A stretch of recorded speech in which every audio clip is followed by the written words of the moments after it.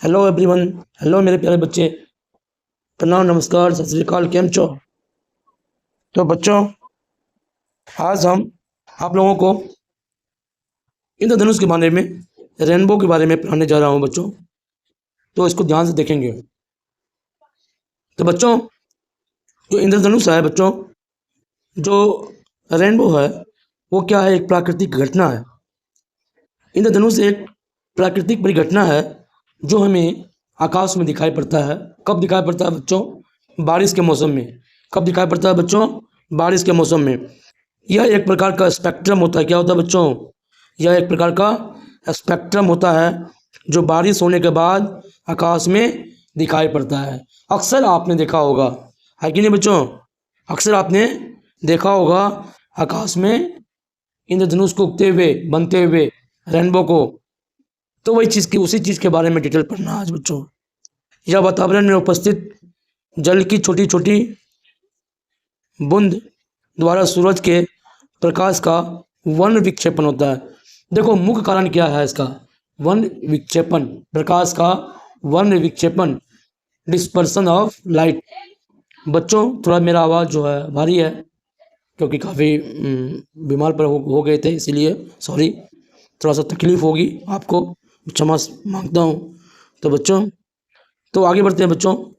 आगे क्या है? आगे है बच्चों, ये फिगर देख लो।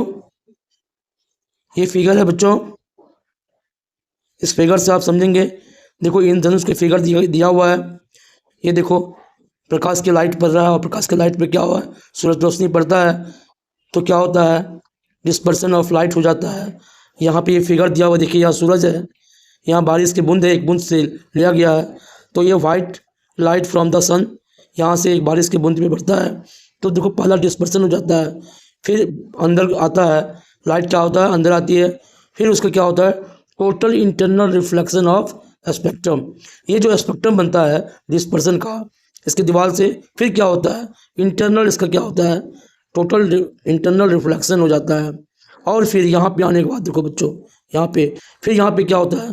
फिर रिफ्लेक्शन होता है और अंत में जब बूंद से बाहर लाइट निकलता है तो ये मानव आँखों पर पड़ता है और इसको 7 क्लास में दिखाई पड़ता है। तो इसी को हम लोग रेनबो कहते हैं, इंद्रधनुष कहते हैं, क्योंकि बारिश की बूंदों में, है ना, बारिश की बूंदों से क्या होता है? डिस्पर्सन हो जाता है लाइट का। ओके बच्चों, इंद्रधनुष हमेशा सूरज के विपरीत दिशा में बनता है। जैसे अगर आप, सूरज पश्चिम है, वेस्ट में है, तो इंद्रधनुष कहाँ बनेगा? किधर बनेगा? वेस्ट में। वेस्ट में है तो अगर सनलाइट, सन जो है ईस्ट में है, तो इंद्रधनुष किधर बनेगा? वेस्ट में बनेगा। तो हमेशा सूरज के विपरीत विपरीत दिशा में, विपरीत डायरेक्शन में, अपोजिट डायरेक्शन में जो हमारा रेनबो बनता है। जल की बूंदें कांच के प्रिज्म की तरह इस घटना में काम, मैंने बताया ना, ये जल की जो बूंद है, एक बूंद, ये कांच के प्रिज्म की तरह काम करती है बच्चों। तो ओके बच्चों, आगे बढ़ते हैं। आगे क्या बच्चों? यह जल की छोटी बूंदें, यह जल की छोटी बूंदें सूरज की आपतित किरण या किरणें को अपवर्तित करता है और तथा इसे फैलाती है। यानी बताया ना मैंने फिगर में भी कि जल की बूंदें, जल की जो बूंद है बच्चों, ये जल की बूंद, ये देखो, ये जल की बूंद, इसमें जो सनलाइट प्रवेश करता है तो क्या होता है? इसमें ये स्पेक्ट्रम बनता है, डिस्पर्सन का स्पेक्ट्रम बन जाता है। फिर टोटल इंटरनल रिफ्लेक्शन होता है और इस तरह से क्या होता है? ह्यूमन आई की पे आंखों पर जाता है। तो बच्चों, यही कहना था मेरा। तो बच्चों, तो यही था, या जल की छोटी बूंदें सूरज की आपतित किरणें को क्या करती है? ये परावर्तित कर देती है ना। जल की छोटी बूंदें सूरज की आपतित किरणें को अपवर्तित कर देती है, जैसे फैलाती है। जल के बूंदों के अंदर, जल के बूंद के अंदर प्रकाश किरणों का फिर पूर्ण आंतरिक परावर्तन होता है। मैंने बताया था ना, ये जल है, ठीक है ना, ये लाइट आया और ये 7 कलर में है ना बच्चों। या फिर इस तरह से क्या होता है? सारे लाइट का क्या होता है? ये स्पेक्ट्रम बन के रिफ्लेक्शन हो जाता है, फिर ये एंगल में और यहाँ पे बन जाता है। ठीक है बच्चों, इस तरह से क्या होता है, लाइट का क्या होता है ना, ये वन विक्षेपण होता है, वन विक्षेपण है ना। वन विक्षेपण से फिर अंदर की दीवार से बूंद से फिर टोटल क्या होता है, इंटरनल रिफ्लेक्शन हो जाता है। और फिर क्या होता है, फिर इसका ये अपवर्तन होता है, वन विक्षेपण हो जाता है, अपवर्तन होता है, यानी 2 बार अपवर्तन होता है। इस क्रिया में 2 बार क्या होता है बच्चों, अपवर्तन होता है। ठीक है बच्चों, आई होप आप समझ रहे होंगे। तो बच्चों आगे बढ़ते हैं। आगे बच्चों ये फिगर है, आप देख सकते हैं, how rainbow forms, how rainbow forms. देखो ये सन है और ये लोग यहाँ पे बच्चे खड़ा है, एक वुमेन खड़ा है, सनलाइट है, वाइट लाइट है, ये वर्षा के बूंद इस पर, यहाँ पे बारिश हो रही है ना, धीरे धीरे बारिश हो रही है। तो बारिश की बूंद से क्या होता है, लाइट का क्या होता है, रिफ्लेक्शन हो जाता है, वन विक्षेपण हो जाता है, डिस्पर्सन होता है बच्चों। ठीक है बच्चों, इस तरह से भी आप देख सकते हैं, फिगर में दिया हुआ है, ये देख सकते हैं।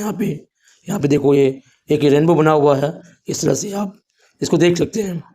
सो टोटल जो है डिस्पर्सन ऑफ लाइट का क्या होता है ना, कारण ये देखिए यहाँ पे बना हुआ है। ठीक है बच्चों, आगे बढ़ते हैं बच्चों। और क्या है, और अंत में जब यह वर्षा की बूंदों से बाहर आता है, जब बाहर आता है तो फिर से क्या होता है, अपवर्तन हो जाता है। ठीक है ना बच्चों। और अंत में जब यह वर्षा की बूंदों से बाहर आता है तो फिर से क्या होता है, अपवर्तन हो जाता है। प्रकाश का फैलना और आंतरिक परावर्तन के कारण अलग अलग रंग देखने वाले की आंखों तक पहुंचता है और फिर आकाश में 7 रंगों का एक स्पेक्ट्रम बनता है, जिसमें सबसे ऊपर लाल रंग की पट्टी, सबसे नीचे बैंगनी रंग की पट्टी दिखाई पड़ता है। ठीक है बच्चों, है ना, सबसे नीचे बैंगनी रंग की, सबसे ऊपर लाल रंग की, है ना, लाल रंग की दिखाई पड़ता है, जिसे अंग्रेजी में क्या बोलते हैं हम लोग, विवग्योर, है ना, और हिंदी में क्या बोलते हैं, वेनिया पिनाला। विवग्योर से violet, indigo, blue, green, yellow, orange और रेड, ये 7 कलर्स जो हैं, इसी को हम लोग विवग्योर बोलते हैं। अच्छा, इस घटना में वर्षा के बूंद से प्रकाश का 2 बार अपवर्तन, अभी मैंने बताया, तथा 1 बार पूर्ण आंतरिक परावर्तन होने से वन विक्षेपण हो जाता है। तो बच्चों मैं यही था, मैंने आज आप लोगों को बिल्कुल अच्छी तरीके से बताया।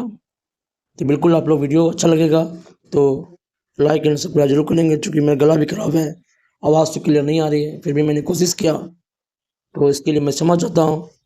अगर आपको लगा थोड़ा सा भी तो वीडियो को लाइक एंड सब्सक्राइब जरूर करेंगे। ओके, थैंक यू, मिलते हैं नेक्स्ट वीडियो में।